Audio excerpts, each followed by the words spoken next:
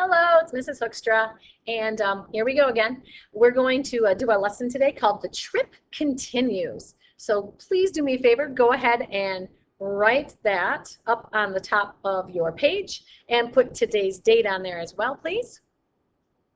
And while you are doing that, okay, the trip continues, I want you to know that your Math Geek math teacher, yes, me, Mrs. Hoekstra, has been awarded a grant to allow up to 10 students to visit Greece, obviously, because we're going to go see the birthplace of Pythagoras, who happens to be my favorite Greek mathematician.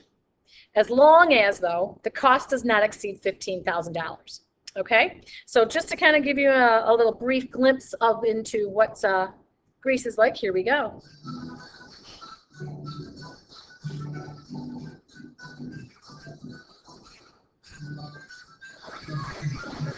Shaped by myths and legends, Greece is one of the most popular tourist destinations in Europe.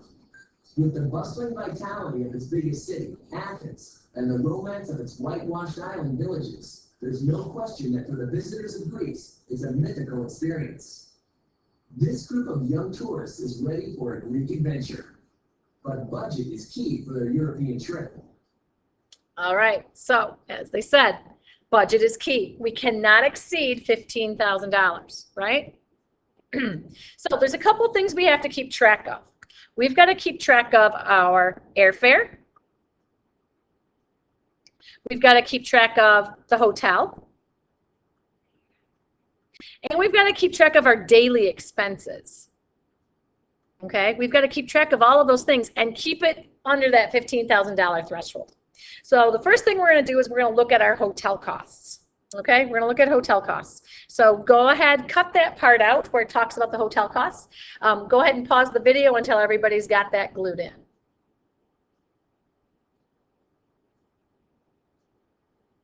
All right, so the cost per room, right, is $140 per night, but you're going to have to share. There's going to be two people who are going to have to share the room. Now, if there's an odd number of people, that one person is going to have to pay for the full room, right? If we have an odd number, one person, right, if it's odd, one person has to pay the full cost. So let's pretend that we know that we have an even number of people, and we're going to use P for people. We're not very original when it comes to giving our variables, right?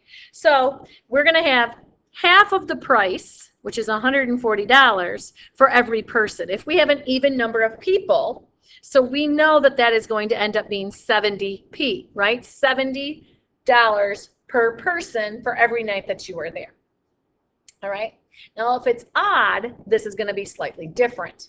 If it's odd, right, we're going to have to do the $140 for every person, but we have, oh, and we're going to take half of that because we're going to split it, half of our $140, but it's an odd number of people. An odd number of people, we're going to say, is P minus 1, right? That's an odd, that gives me an odd number.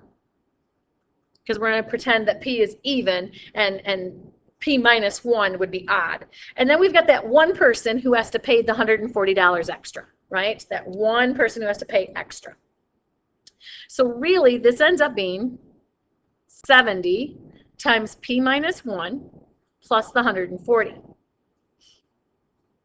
And we are going to then have to use the distributive property, right? We're going to distribute that 70 into our problem. So 70 times P is 70p, and 70 times 1 is 70, so minus 70, and then we can have the plus 140 in the back.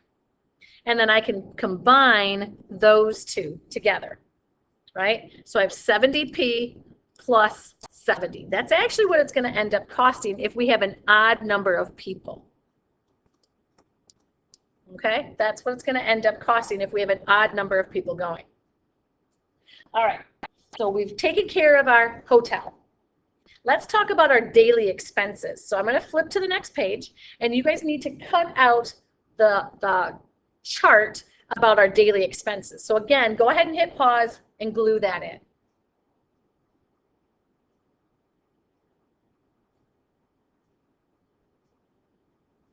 All right, so while we're on our trip, we need to eat. right? We need to eat. We're going to have $40 per day per student. Now remember, P is the number of people, and we're going to use D for days, right? How many days we're on our trip. So $40 per person for every day we're on the trip. So 40 times P times D, right? That would be for that one. Excursions, like going to visit the birthplace of Pythagoras, right? Going to visit these particular places, it's going to cost us $25 per day per student. So 25 per person every day times days, right? And then incidentals. This is like the, oh, whoops, this is, you know, I gotta pay the Pythagorean character who's dressed up to look like him so we could get our picture taken with him. And, oh, we're really hot, so I'm gonna buy us all an extra bottle of water. Anything that, just little extras that I have to pay to cover everything. And it's $100 per day for the entire group, not for just a person. So it's 100D, right? It's not for a person, it's for the entire group. So if I said, let's clean that up, let's simplify that, combine like terms, what would you get? Go ahead and hit pause, combine those and see what you get.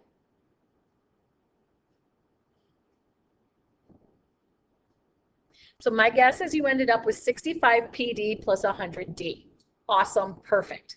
However, I'm going to show you guys something that you have not seen yet. All right, so if you notice, they both have a D, right? They both have a D. And remember I taught you guys the distributive property? Well, I'm going to undistribute. It's called factoring, but you guys can think of it as undistributing, undoing the distributive property. So I'm going to have 65P plus the 100, and that whole thing in parentheses multiplied by D. It's the opposite of the distributive property. Remember, the distributive property said, hey, I can multiply everything inside by D. And if I did that, I got where I just came from. All right? And I want to have that simplified to that. It's going to make my life easier a little bit further down the road. Okay? So we've got our daily expenses now. We've got our hotel. We've got our daily expenses. Next, we got to deal with our airline. So go ahead and cut out the next page, the next part that has to do with HoHum Airways. Okay, so go ahead, cut that out and glue that in. Go ahead and hit pause.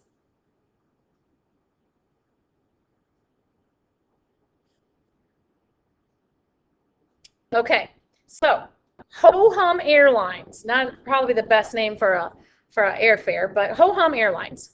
It's going to be $1,000 per person. But here's the cool thing. If we have a group of 6 or more, which we're going to get a rebate of $2,500. All right? So if I said to you guys, hey, what about our airfare, right? What about our airfare? So we know our airfare is going to be $1,100 per person, and we're using P for persons, right? Minus the rebate, because rebate means we're getting back that money. Right? So there's our airfare. So if I put all of these together, I should be able to start figuring out how much it's going to cost, or how many people and how many days and all that good stuff. All right? So airfare, we said was going to be our first part. Airfare,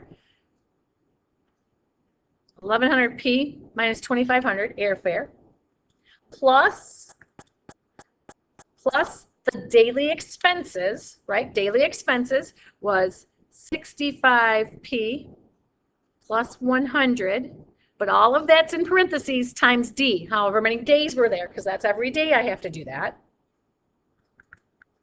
plus the hotel. Now here's the key on hotel. I need you guys to catch this little part right below the HoHum. The number of nights for which a group will need a hotel is 1 fewer than the number of days. So if we're staying D days, D number of days, I need 1 less than that, right? So I'm going to write my equation, which was what? 70P plus 70, that whole thing, put it in parentheses, times D minus 1. Okay? Oh, I made an assumption there. Sorry. We're going to have an even number of people. Let's go back up to this top thing here. We're going to have 8 people go. So I'm going to change that. I got to change that hotel stuff. It's only going to be 70P. It's only going to be 70p because we're going to have 8 people go, but it is still D minus 1. And how much does this all equal? It all equals $15,000. Okay? Now, I circled the number of people that we have. We have 8 people. So every time I see P, I have to put in the number 8. And I'm trying to figure out, ultimately, how many days can these 8 people go and spend $15,000 on this trip? Okay, I want to know how many days, so I'm trying to find D. All right, we're going to plug in the number 8, though. Whoop.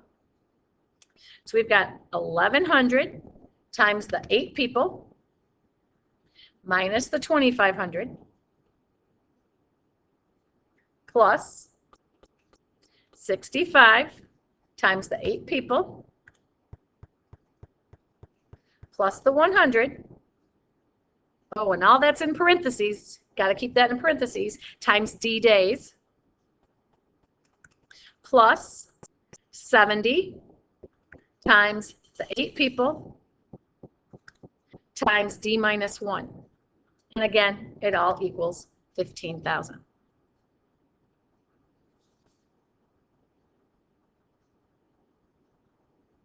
All right, let's clean this up. So we've got 8,800 minus 2,500 plus parenthesis, and I've got 65 times 8. 65 times 8 is 520 plus 100, still in parentheses, times D, plus 7 times 8 is 56, so 5,600 times D minus 1. D minus 1's in parentheses, and all of it equals 15,000. All right, what can we do? Well, we can keep working with the greens. The green numbers, that ends up giving me 6,300. Let's work with the red, plus 620D, right? 620 times D, number of days. Now, this blue stuff, right? We've got a number times D minus 1. I can distribute the 560. So I'm going to add 560D, right? 560 times D, and then 560 times 1, so minus 560. And this is going to equal 15,000. I'm going to stop here. I want you to hit pause, and I want you guys to figure out the number of days you can go on this trip. All right, so go ahead and hit pause.